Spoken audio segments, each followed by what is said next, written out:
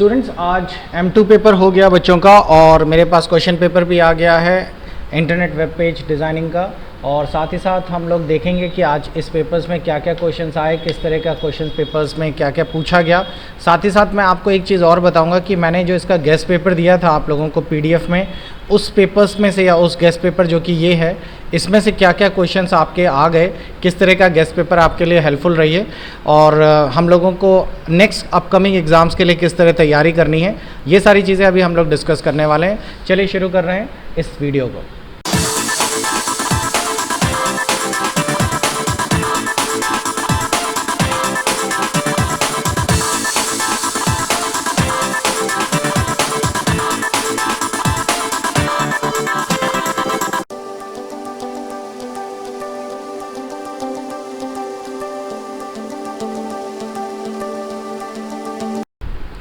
Students, अपना guest paper discuss करने के पहले जो मैंने आपको दिया था जिसमें कि Meta search engine, firewall, POP3, जावा, FDDI ये सब था, इसको बताने के पहले मैं आज आप लोगों को पूरा क्वेश्चन पेपर जो है उसको सॉल्व करा देता हूं ताकि आप लोगों को एग्जैक्टली आइडिया हो जाए कि क्या क्या आपका सॉल्यूशन जो करके आए हैं उसमें कैसा क्या रहा।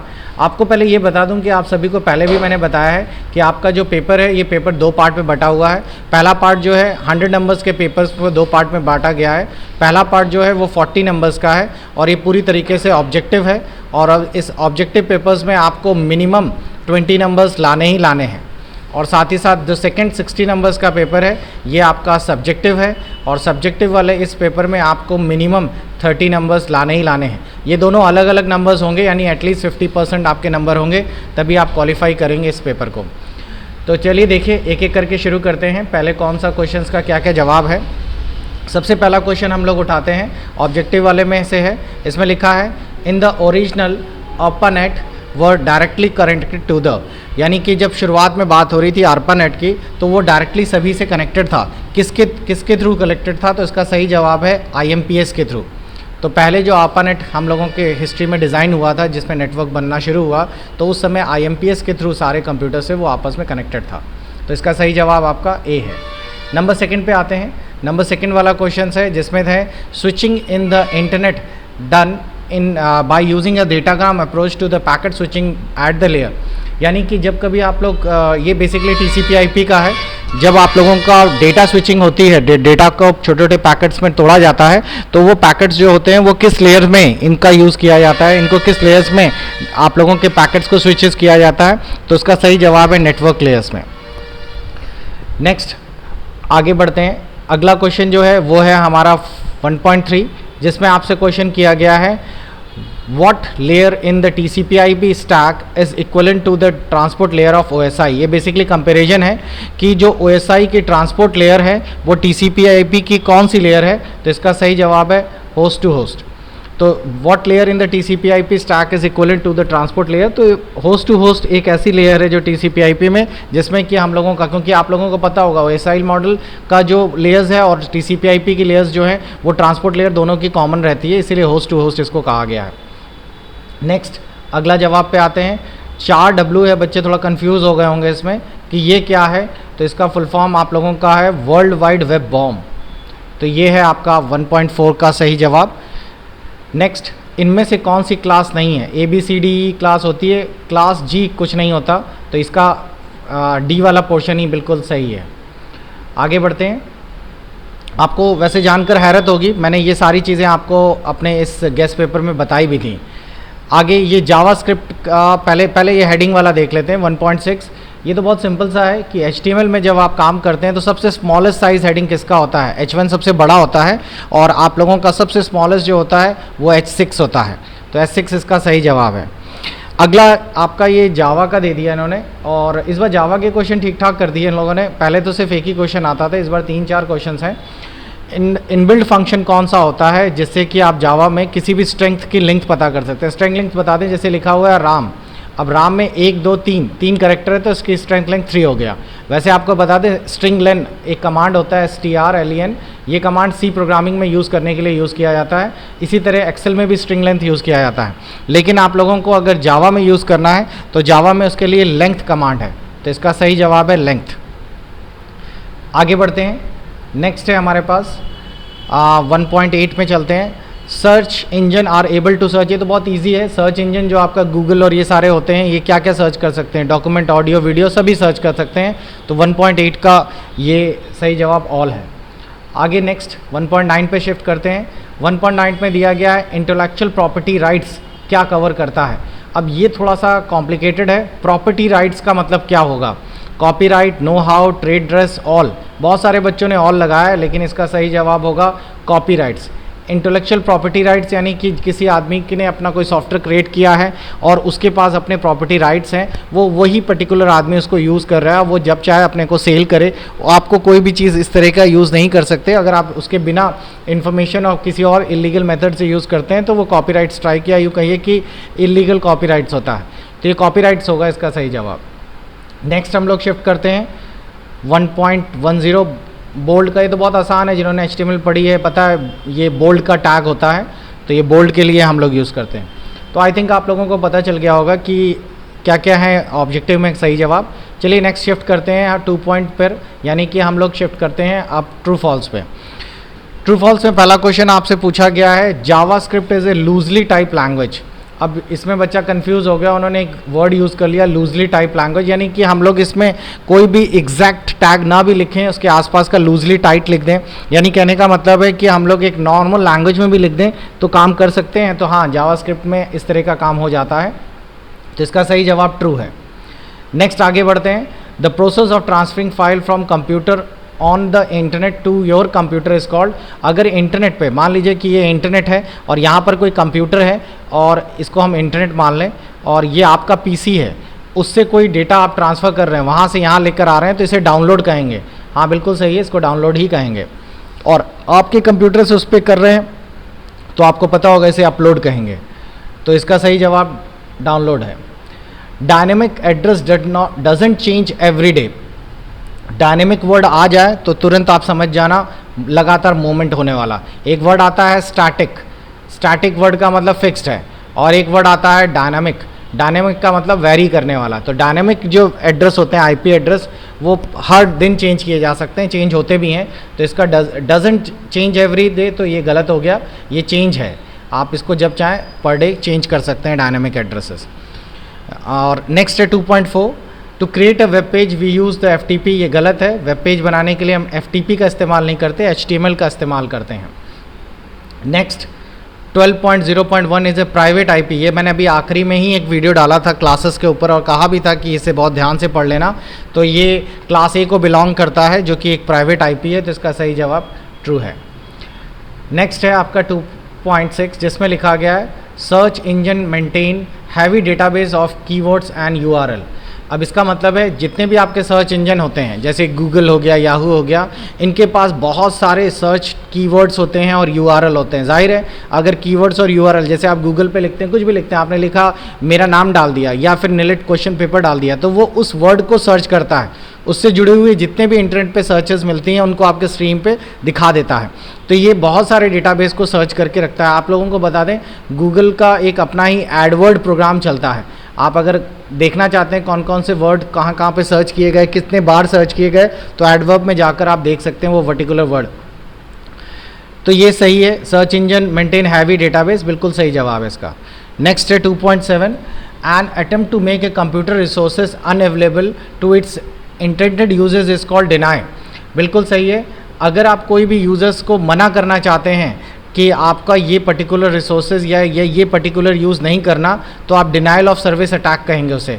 डिनाइल ऑफ सर्विस अटैक का मतलब ही होता है यूज़र राइट्स ना देना, तो ये भी सही है आपका। The method of communication in which transmission take place in both the direction but only one direction at a time is called simplex. एक वर्ड आता है सिंप्लेक्स एंड डुप्लेक्स, ये बहुत ही सिंपल सा है, ये कई बार यूज़ भी हुआ है। सिंप्लेक्स वर्ड का मतलब होता है जैसे आपका वॉकी टॉकी है, एक बार में इसमें बात हो गई, ठीक है, बात खत्म, अगली बार ये बंद करके ये भेजेगा डेटा, अब इस तरह का होगा। डुप्लेक्स जैसे कि आपका फ़ोन वगैरह, जिसमें कि आप लोग एक समय पे साइमल्टेनियसली दोनों लोग डेटा ट्रांसफ़र या बातचीत कर सकते हैं, तो ये वन वे डायरेक्शन है, तो इसका सही जवाब ट्रू ही है। ये तो बहुत ईजी पता होगा, MIMEP जो है मल्टीपर्पज़ इंटरनेट मेल एक्सटेंशंस को कहते हैं, ये प्रोटोकॉल से जुड़ा हुआ है।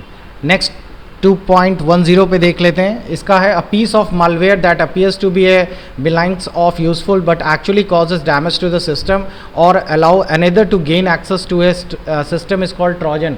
ये तो अपने में ही फेमस है। ट्रोजन एक प्रकार का वायरस था जिसका काम ही होता है ये आपके उसमें आके रुक जाता है और वैसे तो आपके लिए कोई नुकसान नहीं करता, कोई डैमेज नहीं करता, बट अलग यूज़र्स को जो अदर होते हैं उनको एक्सेस गेन कर, यानी कि आपके एक तरह से यूज़र नेम पासवर्ड और ये सारी चीज़ें लीक करता रहता है। तो इसका सही जवाब ट्रू ही है। तो आई थिंक आप लोगों को काफ़ी कुछ आइडिया हो गया होगा कि पेपर्स कैसा क्या था। अब चलिए मैच द फॉलोइंग्स पे शुरू करते हैं। मैच द फॉलोइंग्स में आप लोगों को ये क्वेश्चंस दिए गए थे। 3.1 से शुरू करते हैं जिसमें दिया एक्सएमएल। ये तो बहुत ही आसान है, आपको पता है कि एक्सएमएल जो है इसका फुल फॉर्म ही यही होता है, एक्सपेंडेबल मार्कअप लैंग्वेज। तो इसका ये है सही। नेक्स्ट है आपके पास 3.2 का जिसमें दिया गया है transmission control protocol and the internet protocol. ये तो क्वेश्चन में ही इसका आंसर दे दिया गया है और आपको पता चल गया होगा कि ये एच है क्योंकि TCP/IP शॉर्टकट में लिखा भी हुआ है इसमें। नेक्स्ट 3.3 पे इसका सही जवाब दिया गया है user datagram protocol, UDP codes are associated with. इसका सही जवाब आप लोगों का के है पोर्ट। ये जो UDP डेटाग्राम्स होता है इसके जो क्यूज़ होते हैं वो पोर्ट से कनेक्टेड होते हैं सारे। नेक्स्ट है 3.4 markup tag tells the browser. Markup tags जो होता है ये जैसे आपने बी लगा दिया बोल्ड, अभी पीछे हम लोगों ने सॉल्व किया था, H1 टैग लगा दिया, तो ये सब टैग्स हैं। ये क्या करते हैं, ये बताते हैं कि ब्राउज़र कैसा दिखेगा, वेब पेज में कैसा वेबसाइट्स दिखेगी, तो इसके लिए मार्कअप टैग्स लगाए जाते हैं। तो इसका सही जवाब 3.4 का 1 है। नेक्स्ट है 3.5 जिसमें आपसे बोला गया है return the strings represent the number values. तो इसका सही जवाब आप लोगों का 2 स्ट्रिंग है, ये जावा का है, जिसमें कि आपको बताना है कि जो स्ट्रिंग्स हैं जो डाली है उसकी exact number value integer values क्या होगी। तो 2 स्ट्रिंग कन्वर्ट करता है। वैसे सी में ये बिल्कुल ही अलग काम करने लगता है। 3.6 पर चलते हैं। Web standard build by. Web standard जो है वो बिल्ड बाय क्या है, तो इसमें अगर आप लोग गौर करें तो वेब स्टैंडर्ड में ये आपका W3C ये है जिसको हम लोग वर्ल्ड वाइड वेब के भी उसमें फॉर्मेट में जानते हैं। तो हम लोगों ने वेब स्टैंडर्ड बिल्ड बाय, तो WBC इसके लिए सिंपल सा एक जवाब है। 3.7 पे शिफ्ट करते हैं। अगला क्वेश्चन है आपका maximum number of IP addresses that can be assign to host a local subnet. इसके लिए 30 है। ये क्वेश्चन कई बार भी इम्पॉर्टेंट भी है, वैसे इस बार आ भी गया कि इसमें कितने number of IP addresses maximally लगाए जा सकते हैं, तो 30 है इसका आंसर। 3.8 पे चलते हैं। ये तो मैंने आपको कई बार बताया है कि IPv6 और IPv4 के बारे में आपको अच्छे से पता होना चाहिए। ये क्वेश्चंस कंपैरिजन या कहीं ना कहीं आता ही रहता है और इसका सही जवाब 128 बिट का है। ये file virus attract itself to the. File virus जब वर्ड आए तो आप समझ जाना जो फाइल्स को नुकसान करता है, लेकिन फाइल्स कौन सी फाइल्स को, एग्जीक्यूटिंग फाइल्स को नुकसान करता है। तो 3.9 का आप लोगों का जो सही आंसर है वो एग्जीक्यूटिंग फाइल्स है। तो ये भी आपको क्लियर हो गया होगा। प्रोग्राम कोड फ्रीली अवेलेबल, ये तो सबको पता ही है कि आप लोगों को जो भी प्रोग्रामिंग कोड फ्री में मिल जाती है, सब जगह ओपन सिस्टम पे पड़ी रहती है, उसे ओपन सोर्स कहते हैं।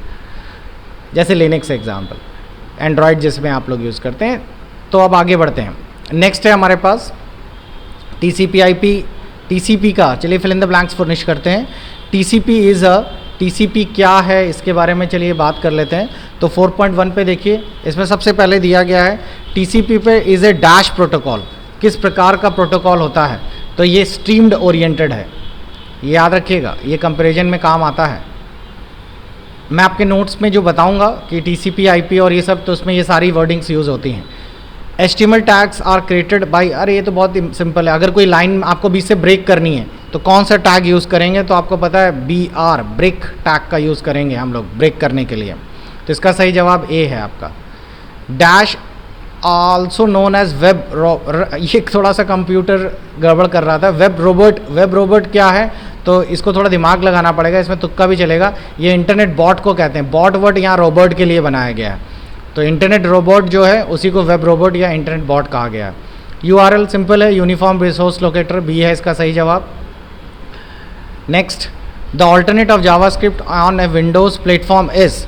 विंडोज़ प्लेटफॉर्म में ऑल्टरनेट क्या है जावास्क्रिप्ट के लिए, तो आपको पता है कि अगर जावास्क्रिप्ट की जगह आपको यूज़ करना है तो आप VB स्क्रिप्ट यूज़ कर सकते हैं, तो F है इसका सही। Dash is a form of a virus explicitly design to hide itself from after. अरे ये बहुत अच्छा है। अगर कोई एक ऐसा वायरस होता है जब कभी उसको ढूंढने की कोशिश करिए तो वो छिप जाता है, हाइड करने की कोशिश करता है, और इसको हम लोग कहते हैं strength virus. Strength virus famous इसलिए हुआ था शुरुआत में क्योंकि जब एंटीवायरस उसको ढूंढने की कोशिश करता था तो वो अवेलेबल ही नहीं होता था, एंटीवायरस के कारण वो छिप जाता था।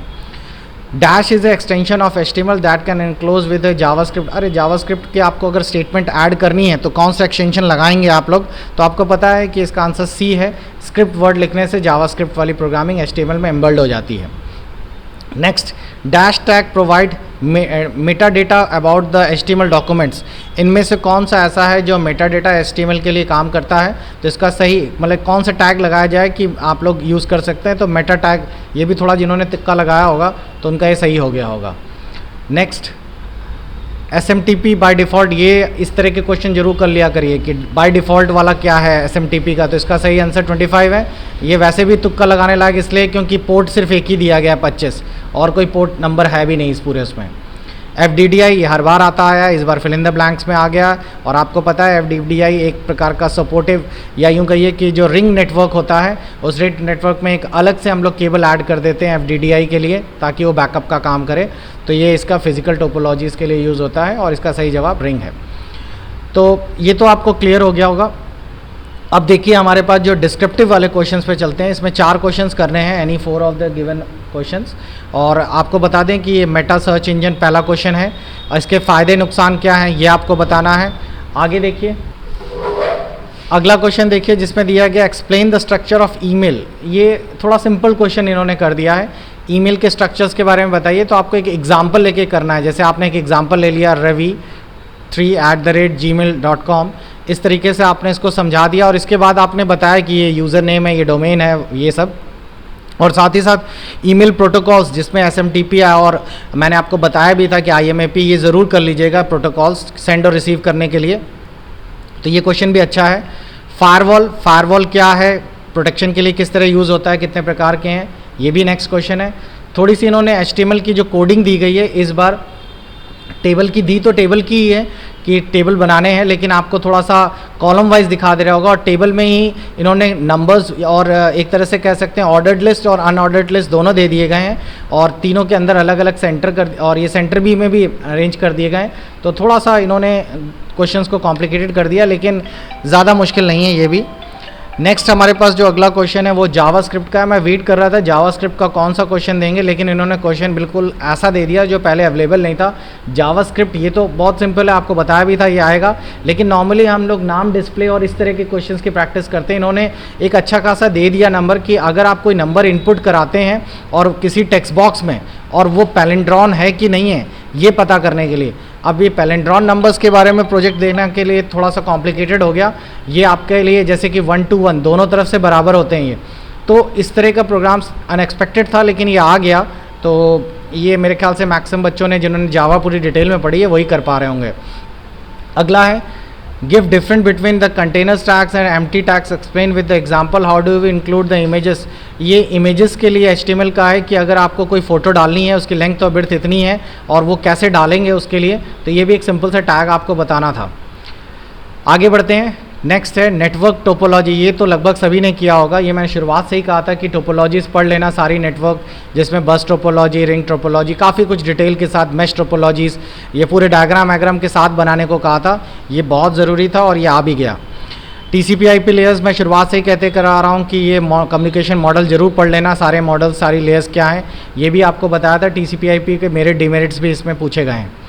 वेब होस्टिंग, URL और एनक्रिप्शंस, ये अगले क्वेश्चन थे, इनके बारे में भी मैंने काफ़ी कुछ डिस्कस किया था। और नेक्स्ट आखिरी में एक क्वेश्चन और भी है, ये भी देख लेते हैं, और ये था DNS इंटरनेट इंट्रानेट में क्या अंतर होता है। क्लाइंट साइड स्क्रिप्टिंग और सर्वर साइड स्क्रिप्टिंग ये थोड़ा सा कंफ्यूजिंग है, और ई-कॉमर्स जो आजकल फ्लिपकार्ट और ये सब चल रहे हैं उस पर है। तो ये सारे सब्जेक्टिव क्वेश्चन थे। चलिए अब मैं दिखाता हूँ कि मैंने जो आपको गेस्ट पेपर दिया था वो किस तरह से कार्य करा। तो आप लोग देखिए, पहले तो मैंने गेस्ट पेपर में आपको जो दिया था इसमें ये दिया था कि डिफरेंस पूछा जाएगा IPv6 और IPv4 में। डिफरेंस तो नहीं आया, लेकिन IPv6 का क्वेश्चन ज़रूर आ गया। नेक्स्ट आपसे मैंने पूछा था कि इसमें नेटवर्क टोपोलॉजी, देखिए पूरा का पूरा ये आपका 6 नंबर का क्वेश्चन आ गया। मेटा सर्च इंजन ये पूरा आ गया, ईमेल एनक्रिप्शंस आ गया, फायरवॉल आ गया और URL आ गया। आप देख रहे होंगे कि ये बताए हुए सारे क्वेश्चंस आपके उसमें अवेलेबल हो गए। तो ये अच्छा रहा कि इसमें काफ़ी कुछ ये सब्जेक्टिव पार्ट पूरा कर लिया। और ईमेल वाले में देखें, मैंने ये भी बताया था कि आपको कौन कौन सी मेल आने के लिए भेजने के लिए यूज़ होता है, ये भी आपको मिल गया। FDDI का भी आ गया।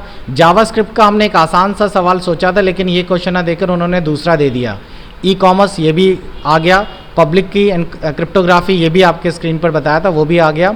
OSI और TCP/IP मॉडल के ऊपर पूरा डिटेल में तो नहीं, DCP/IP के ऊपर डिटेल में आया, OSI के ऊपर कुछ नहीं आया। पैकेट स्विचिंग का बहुत ही छोटा सा उन्होंने दे दिया है, 1 नंबर का एक ऑब्जेक्टिव था। नेटवर्क टोपोलॉजी ये पूरा का पूरा एक लॉन्ग क्वेश्चंस में आ गया, और IP क्लासेस के बारे में भी आ गया। तो आपने देखा मैंने जो क्वेश्चंस दिए थे वो लगभग सब कवर कर रहा है। बस HTML का जो मैंने एक सिंपल से प्रोग्रामिंग दी थी कि फ्रेम से एक क्वेश्चन आना चाहिए था, वैसा इन्होंने नहीं दिया। और एक नॉर्मल टेबल हम लोगों ने डिसाइड करके उस तरह का ना देके थोड़ा कॉम्प्लिकेटेड टेबल दे दिया इन लोगों ने। लिस्टिंग मैंने बताई थी, लेकिन इन्होंने थोड़ा सा और उसे कॉम्प्लिकेटेड कर दिया।